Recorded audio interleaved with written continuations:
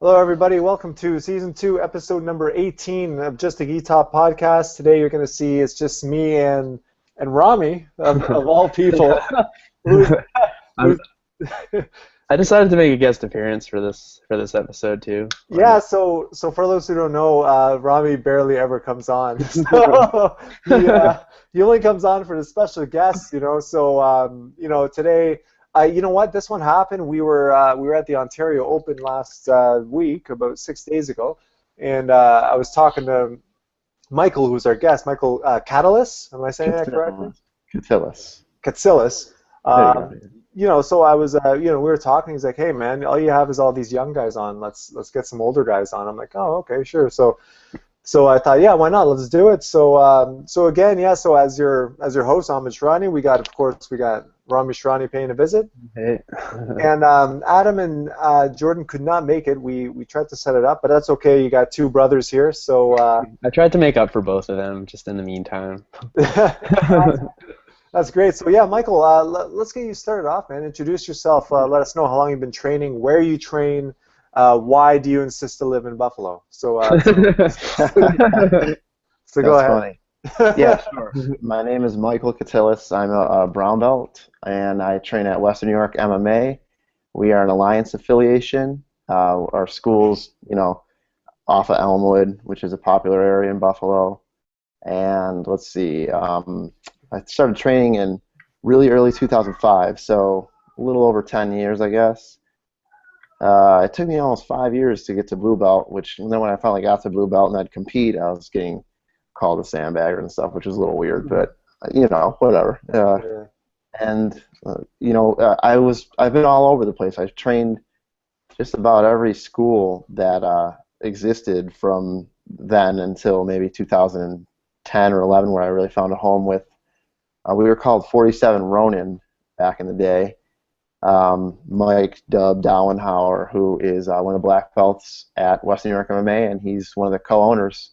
He is, he's a friend of mine. We kind of hit it off back in 2005, but went separate ways. He ended up training with this guy Chuck Anzalone, and I just kind of stuck with more of the MMA/fitness kind of crowd, which was like Sambo or wrestling based, and he went to the gi jiu-jitsu portion.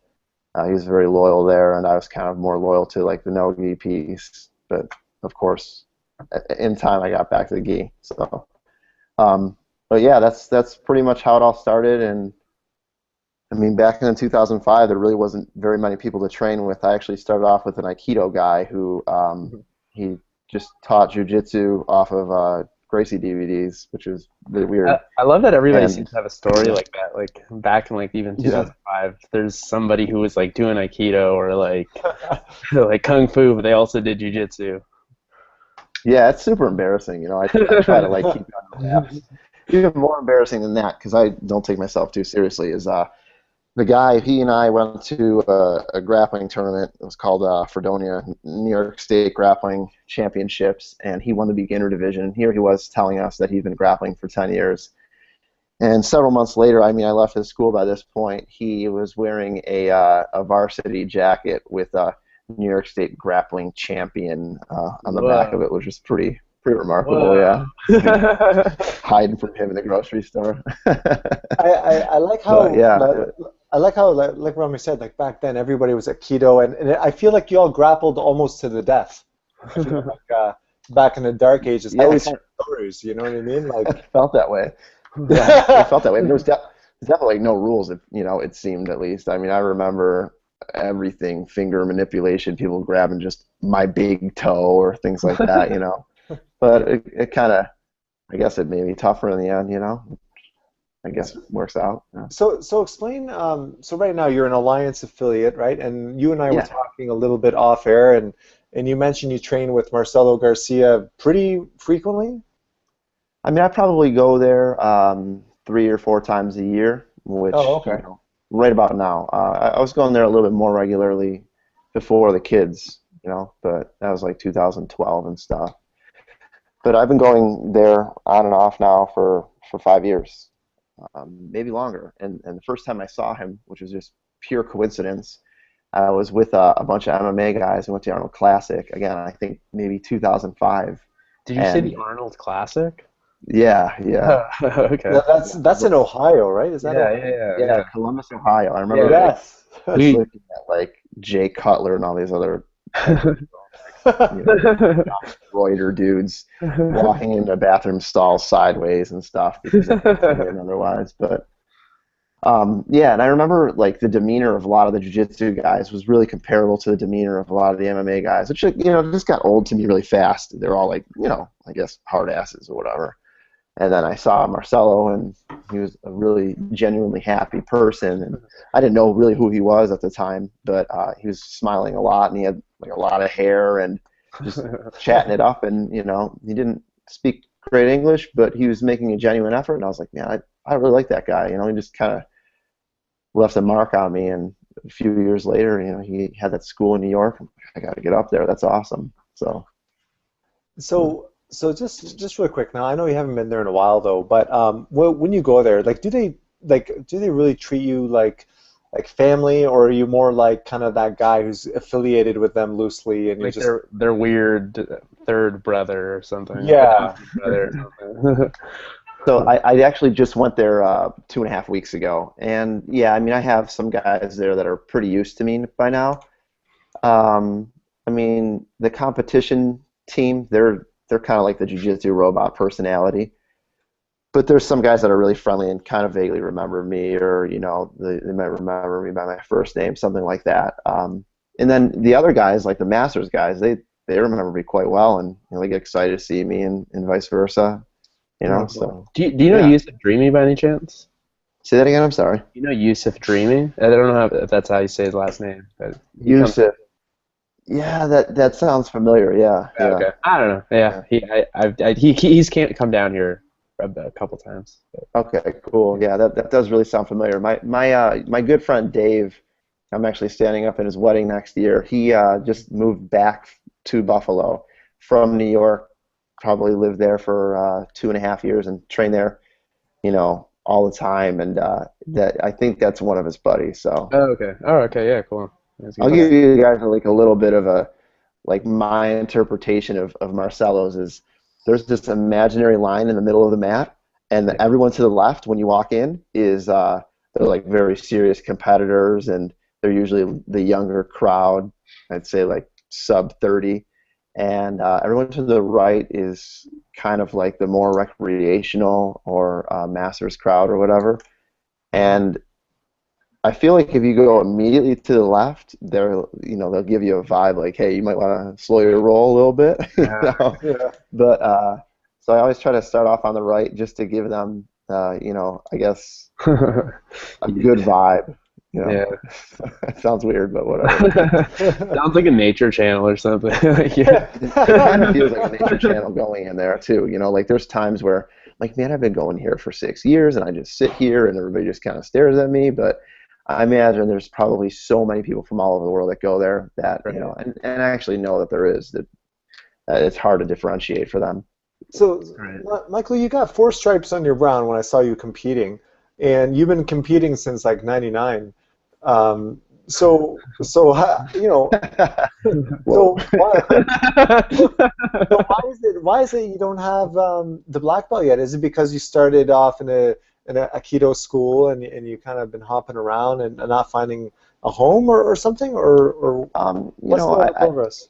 So it took me 5 years to get to blue belt. So then after that, there's minimum requirements at least for time at each belt, and I wanted to make sure I served those. So I guess that's really what it boiled down to after that. It just took me 5 years to get to blue. I wanted to find a home. I ended up getting a blue belt from Kyle Saunders, who is now in North Carolina, but he was originally from Rochester. I still keep in really good contact with one of his, I think one of his very first black belts, Eric Caddy. I train with him regularly, and he's awesome. I can't say enough good things about him. Okay, no, cool. So another topic we were going to talk about is the Buffalo Classic, right? So this is the second year that you're running it. It's 2 weeks from tomorrow, I believe, right? May 23rd, yeah. 23rd. So take us through that. What made you start a tournament in Buffalo. Now, the reason I ask, and it's not a slight at Buffalo by any means. I This know would be it's your yeah. second. No, This would I be your know, second. I know, but it's like I'm like, why Buffalo? No, but what I'm getting at is, as you know, in this area here in the Toronto region, you know, we have man, we have a tournament like almost every 3 weeks it seems, right? Like we literally have Sure. the Ontario Masters one, which is happening in about 2 weeks from now, and then after that, I don't know what. There's a lot, right? So the thing is what prompted you? Was there obviously a need for it in that region, in the Rochester, Buffalo region or something, or did you do your homework, or did you just say, hey, yeah, you know what, let's do it and see what happens? I definitely think that there's a need for it. I think that the jiu-jitsu scene here is it's just more like it's just recreation, and you know I love that. I meet a lot of new friends, and you know, but at the same time, the competition scene. I remember again coming up to like the Jocelyn's tournaments and stuff, and just Those are always watching. Yeah, they were right. How old are you? 100. Maybe, no. He's a vampire. I'll be 35. I'll be 35 at the end of the month, May 30th. Coincidentally, when the Masters tournament is up in Toronto. So, yeah. But I remember going there and just seeing the camaraderie, and that's something I really wanted. Buffalo's had like a kind of a bitter start to jiu-jitsu, and you know, I just felt like this would be kind of a new chapter altogether where people can meet other, you know, people from other gyms and just be like, hey, I mean, we just do jiu-jitsu. Let's hash it out and be friends at the end of the day, you know? Okay, so when you know did your research, found out that yeah, okay, we need a tournament here. How was the first show? I'll be honest with you, I know some people who made the drive there to ref and compete, but I wasn't really sure how it went. How many competitors did you have? Did you break even? Was it obviously it's worth it because you're doing it again? So Yeah, I mean, we didn't totally break even. I think we were 21K in the hole from the first tournament, and you know, we paid everybody out, but I think we only had about like seven grand to go to be on, you know, on even. But what was I going to say? We had 123 competitors, so that was actually a pretty good start. And I remember talking to Tony and Gringo and a couple of other guys, and they're like, hey, you know, our first tournament was 90 or 100 or maybe 110. So it was pretty cool to see. And again, there a lot of bad blood seemed to be ironed out just that day alone. You know, like I remember some guys left. Chuck Anzalone, who's Buffalo's first black belt, some guys left there, and you know, it wasn't a good thing, and he walked up to them, or vice versa, they walked up to him.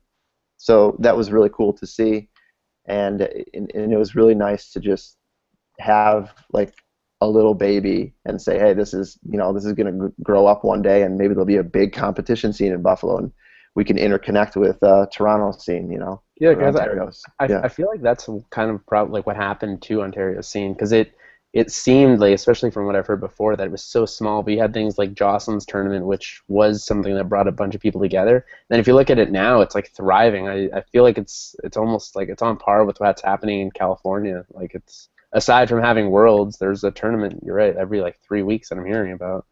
So, Yeah. I mean, it's really blown up. Go ahead. Yeah. Sorry. No, that's all right. I'm sorry.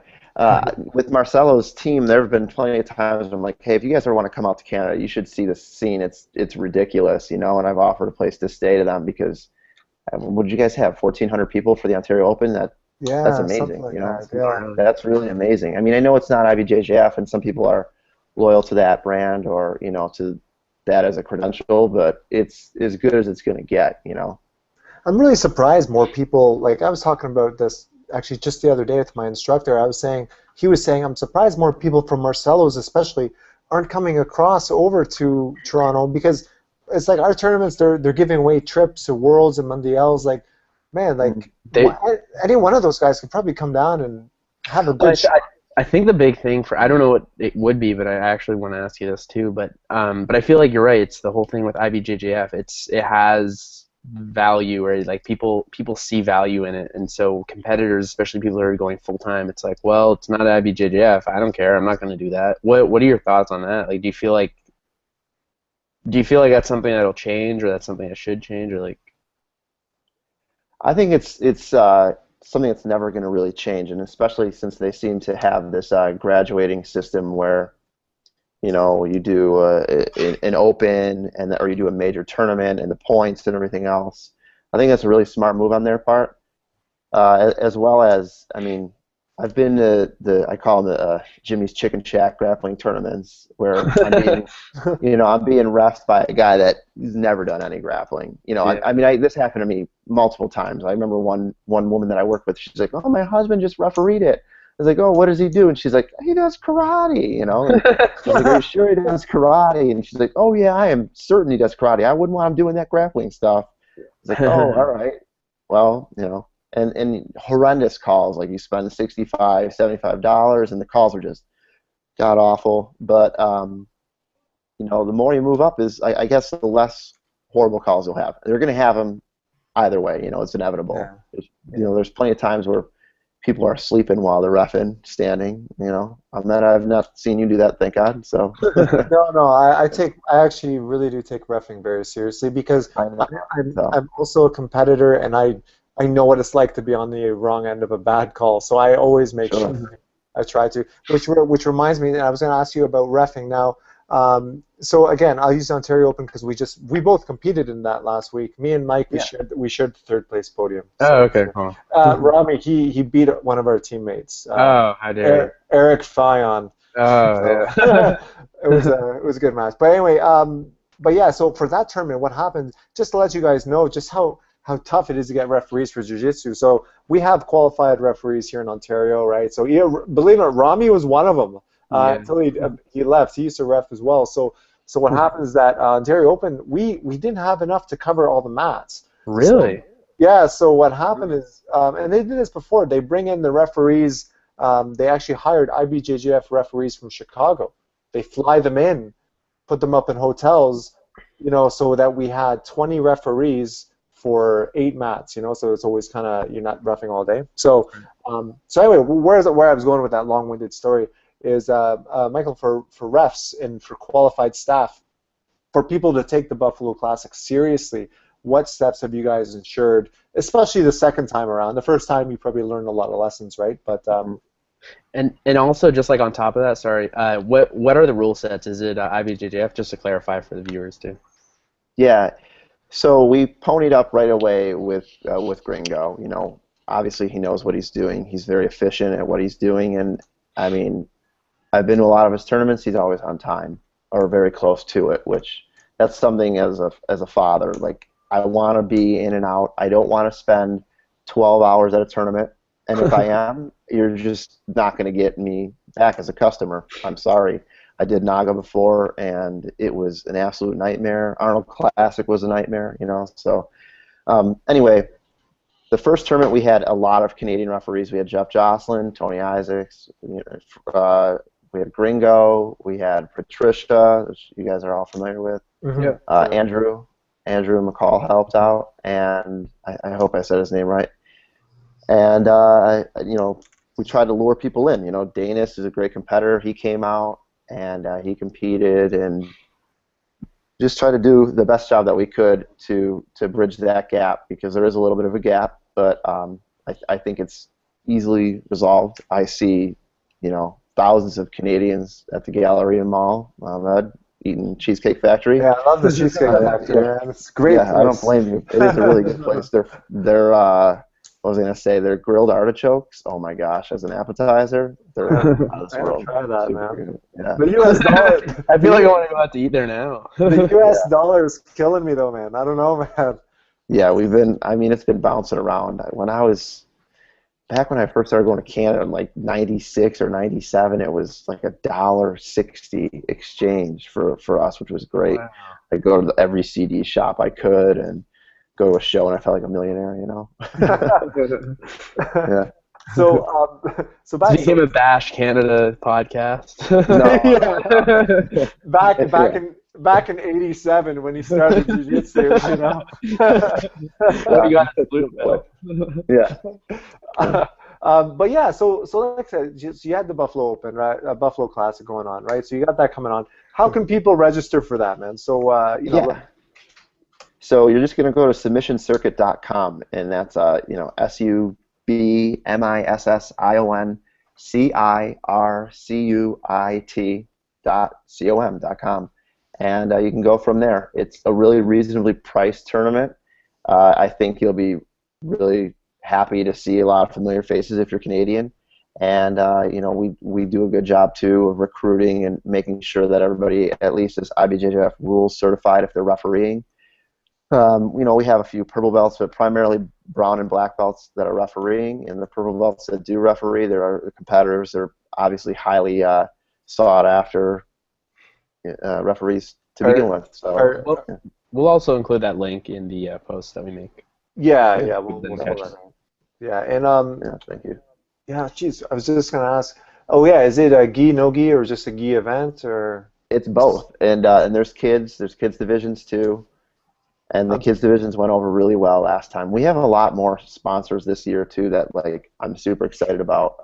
Flow Kimono signed up, Inverted Gear. We had some tech company, and Josh, who's the guy that I partnered up with. He's gonna kill me for not being able to mention them, but I don't remember their name. I'm not super tech savvy, and maybe we can throw that on there later, whatever. Well, let me know. Yeah. Let me know. And the other thing, though, so we went over a couple things, right? So the last one, you and I, again, we spoke a little off air, and Rami, you can offer your input on this as well.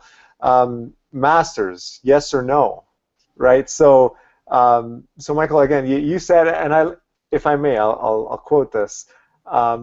Okay, I'll paraphrase. I don't remember the quote, but it's something along the lines of, you rather lose to a guy with a job and kids rather than a guy who trains full-time, has got nothing else to do. That just doesn't sit right with you. Can you explain that? Because it sounds a little weird, but first off, if it's all you do is train, I expect that you win, and it's really not even to me that applaudable. I think the balance in life is essential, and sometimes what's the saying? If you're overly efficient in one thing, you're certainly deficient in another. It's not to say that I don't admire the quest of a lot of people, but I do think that there's more to life than just being on the mats. If you're a trust fund guy, I guess I don't know. I kind of expect that I would happily accept if that were my thing, but I'm from Buffalo, and Ahmed, as you already had said, it's not too pretty, right? When I entered, I hate to say it, but when I crossed the border, I'm like, where am I? It is a sudden turn. No, it is a very big turn. Once I go over the Peace Bridge, it's like I'm in Baghdad or something. Right? No, I'm just joking. That's awesome. That's really good. Yeah, I like that. We just have guests on and bash their city. I'm not super big. I'm not a big city guy or nationalist or anything like that. But what I will say is maybe this will win you two over. We've recently had a lot of success with maple syrup festivals, and we have a poutine place, which I know that you guys are crazy about, and we have probably a Tim Hortons every half mile as often as you guys do. So there's no reason to not come over now. Yeah, no, I did notice that. That's very good. Yeah. And we pretty much gave you Tim Horton, so let's keep that. That's true. That is true. I think an American company bought it or something. I can't remember now. No, I'm referencing that he was on the Sabres. Yeah. Oh, right, the Sabres for most of his career. Yeah. That's true. That's right. So, I'm gonna flip. That was very deep. Sorry about that. I wasn't sure if you were really making fun of us about the poutine thing. Were you serious about that, or were you just kind of making fun? No, we really do have a poutine place that just opened up in Allentown. That's supposed to be really good and has a lot of meat-free or meatless options, which I'll be kind of pumped about. So. Yeah. Okay. So okay. You know what? I'm gonna go back to the Masters thing just really quick. When did you flip to Masters? Oh, I did my first Masters tournament in I think 2011. It was the Pans, and I placed third in a division of, I want to say, 68 people, which was tough. There was a lot of people, and I remember my body after the sixth match was like, "Yep, peace, man. I'm taken out." you know, mainly my knees. I ran a lot in high school and post high school stuff like that. So So hold on, that this is Pan's gi or no gi? Because I've this seen your was display. gi. This was Oh, gi, and then I did the following year, 2012, and I think there was 56 people in my division that year, and I got second. I lost to, I'll never forget, Levi Lennon, who was really, really good. But I'll get my vengeance one day, hopefully, right?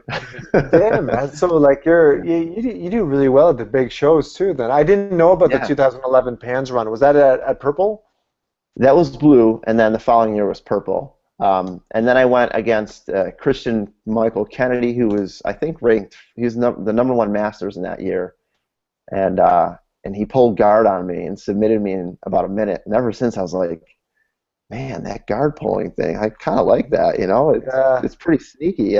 I used to be so against guard pulling and all about like I'm just gonna grind it and wrestle and use some takedown, and now I'm like, you know, if I can conserve some energy, that's cool, you know. that's great, man. That's great. And Yeah, and final question: are you doing Old Man Worlds in the end of September? I think September 20 something. I'm not sure. yeah, I definitely hope so. So again, going back to Eric Caddy, he's like, you know what, our Northeast region, we really have a lot of impressive people for the Masters, and I have to agree with that. And right now, our gym, we probably have about 10 guys that are talking about it. I mean, maybe 5 will come up and do it, but or go down and do it. But I'm really trying to do it, and you know, hopefully, I can put a stamp on things. My biggest goal, and I've always said it since like I don't know, maybe 2010, was I want a medal at. I want to, you know, be at the top of the podium for black belt, and maybe that'll be possible then. So we'll see. Yeah, yeah, because you'll Yeah. most likely be a black belt by then, right? Fingers crossed. We'll see. I don't know. I mean, I'm in no rush either, so Well, whatever happens, happens. still a long Yeah. time away, and I'm getting to a point where I also want to do Old Man Worlds, and we would be in the same weight and age category. So I don't want you there. So I'd rather you be at the black belt if you can swing that. So talk Hey, to. man. Maybe. I mean, you're middle heavy walking around, aren't you? No, I No. weighed in the gi at 180. I don't know, it's weird. I signed up at medium heavy because I was like 182 when I signed up. I'm like, oh, 182 plus 4 pounds is 186. Yeah, I'm medium heavy. And then I don't know what it is. I was just 180. I do medium heavy just for fun, Okay. once in a while. So, That's but really anyway. cool, though. I think that's important to you know, kind of like get a feel for other weight classes, because Oh, dude, it's so different They're, because they are different. They're so yeah, different. sure. I like the middle and down game because you guys, not you guys, us, middleweights and stuff, we like to stand up and do standing passing. That's my observation, right? Hmm. But I find the medium heavy guys, like the first guy I faced, they just kind of stay on their knees and try to flatten you out, and they're annoying, and they don't let you I do find you spider guard. middleweights are very squirmy on the bottom, though. I hate it. I remember going No, back down, and I couldn't stand it. It's like, well, see, stop moving. well, that's the thing, and so I like that. I like standing up to pass, but you got the medium heavy guys. They just clamp on me. The guy forced me into deep half. Michael, if I play deep half in a tournament, I'm in trouble. I'll keep Okay, that in mind. because I'll- that's what I did. I was playing deep half, and I'm like, oh my god, I never played deep half. I'm deep half in a tournament now. Like, it was so crazy. But Yeah. yeah, so like I said, I play with the weights. I've been as low as lightweight as well. That wasn't healthy. I'll never do That that was a again. horrible performance. Yeah, Actually, it I was a good didn't. performance. You just messed up. I messed up near the end, but yeah, I was way too little. But Yeah. yeah, yeah. So no, middleweight at Worlds, I'll definitely be doing that for sure. Cool, man. Yeah. I mean, there'll probably be a ton of people too, and you can do Masters too, and I'll just stay at Masters if you want, because I know that you're. He'll let you have it. Hold on, wait. You're turning 35 this year. Yeah, but I think Oh, I'll so just hang out at Masters for a little no, while. you can't do Yeah. Masters 2 though. You have to turn 36 this year. Oh, that's great. I'm happy with Yeah, that. because Yeah. when I did Old Man Worlds 2 years ago, and I was 35 at the time, and I had to do Masters 1. Oh, okay. So Yeah, we got anyway, a lot of old men at our gym too that have done pretty well at the Old Man Worlds and stuff. So John Canacero is one guy who comes to mind. He's been up in Ontario a bunch too, and he placed first at blue and third at purple, which is pretty cool. I think he's like super duper heavyweight or something like that. He's a huge dude. He tries to eat me sometimes as a snack. I don't really like that. Well, you know what? Speaking of, and Rami wasn't there, but I kind of explained it to him and I showed him a photo. But Michael, can you please explain to Rami how I did against Tony Ferreira, the absolute winner? Man, you know, so when I was watching him, I was just like, holy smokes, this dude's just putting everybody away, and really convincingly. So I thought, you know, during my semifinals match, I just need to squeak one out. You know, basically just point play it, don't get too crazy. But he pretty much manhandled just about every single person up until what was his name, Chino. Up until Chino, and Chino gave him a pretty good match. I was pretty surprised. I think that he showed some of the things that maybe Tony's not super good at, but long story short, it wasn't. He still tapped him like 3 minutes later or something, but I think it was like 4, right around 4, yeah. But Chino scored points, which was like, okay, there is, you know, a kink in the armor. Like holes, yeah. I've never been beaten that bad ever. Yeah, he did that to just about everybody. And you know, it didn't make it any easier that everyone was coming up to me prior to the absolutes and saying, hey, just so you know, he's beating Amir, and he's beating this guy, and he's beating that guy. And I hate when people do that, though. I hate when people do that. Yeah, oh, you know, sometimes like beat so-and-so, and it's like a big name. It is, yeah. It's just a huge psych out. I tried to like gauge a few people that I was going against, and nobody really gave me, especially guys that I was like, oh, we're cool, we're teammates. Nobody really gave me a ton of information, which I don't really want that. I just kind of want, you know, like a 2-sentence assessment of things. And yeah, some people they'll blow it out of proportion or just totally psyching you out, you know. I don't know, maybe the Ontario scene has that, like, all going for each other. You guys are no, it's just everybody knows each other, man, and they it's like I said, Jiu-Jitsu is such a small community, you just can't help but know everybody. That's why I don't really like competing locally. I like going away, competing somewhere, because I don't know anybody and I don't care. I could be facing a guy who won Mundials or something. If I don't know, I'll perform really well, but the moment you tell me, I'll drown. So. I'd be better off not knowing. Yeah, exactly.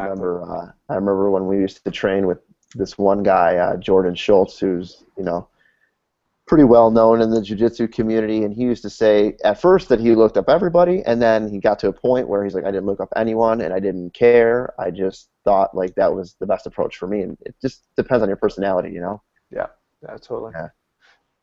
So yeah, Michael. So just before we go, is there any sponsors, any shout-outs you'd like to give out, and maybe perhaps repeat the website once again? You know. Sure. Yeah, I mean, no sponsors. Inverted Gear, though, I'd like to thank them for helping us and Flow Kimonos for the tournament. They're pretty remarkable.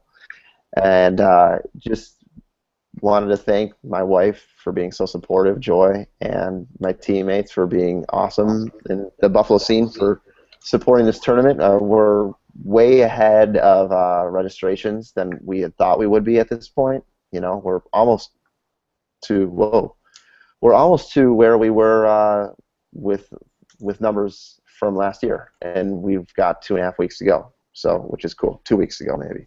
Awesome. Yeah, and the website is submissioncircuit.com. And if you also go on Fight Family, their Facebook page, there's plenty of links and plenty of opportunity from there to find out more about the tournament. So come check it out. You know, we're a friendly bunch. Don't be intimidated by our mass. You know. All right, man. Well, thank you very much for coming on, and like I said, it was awesome to speak for somebody, you know, especially you know, just south of the border there. Well, for us, south of the border, and you know, get your insight on the jiu-jitsu scene from the, you know, the late to early 90s there. And you know, man, I was gonna say, good luck on the show. Good luck, and like I said, I'm gonna let you know in a day or two if I can come out there. Awesome, man. That'd be great. Thank you so much, and I appreciate you guys helping me out and giving me the opportunity. It really means a lot. Yeah, for sure. No worries, man. Okay, guys, thank so that's it for Just a Key Top. We're signing off. Season 2, Episode 18. Tune in, actually, this Sunday, which is May the 10th? Yeah, May 10th. We don't have any episodes. It's Mother's Day. Is it Mother's Day in the States, too? Yes. Yeah. I mean, we're not aliens. You know? I don't know. So anyway, so go celebrate with your mothers, guys. So we're not going to do any episodes, okay? So, but next week we're back. I'm not sure with who. I think Samir Chantry. I'm not really sure. I can't remember now. But we'll let you guys know on Facebook. So that's it. Take care, and God bless. Thank you, guys. Thank you very much. Appreciate it. All right, man. Take care.